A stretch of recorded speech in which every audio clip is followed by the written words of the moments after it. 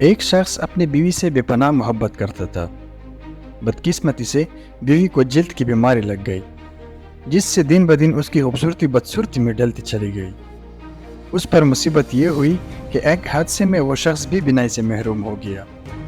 وہ دونوں اسی حال میں اپنا گزارا کرنے لگے، مگر بیوی کی جلد کی بیماری بڑھتی گئی۔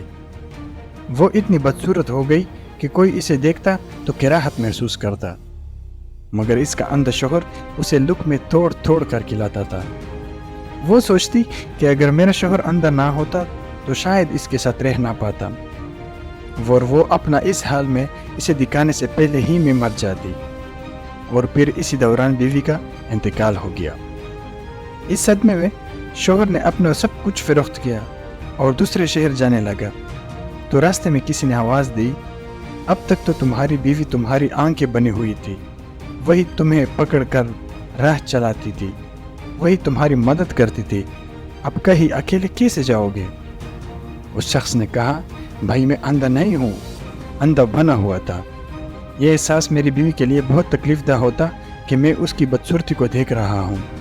یہ کہہ کر وہ شخص شہر چھوڑ گیا۔ کہنے والے کہتے ہیں، جب اس شخص کا انتقال ہوا تو خلقت اسے اللہ کا ولی کہہ کر پکارتے تھے۔ سبحان اللہ۔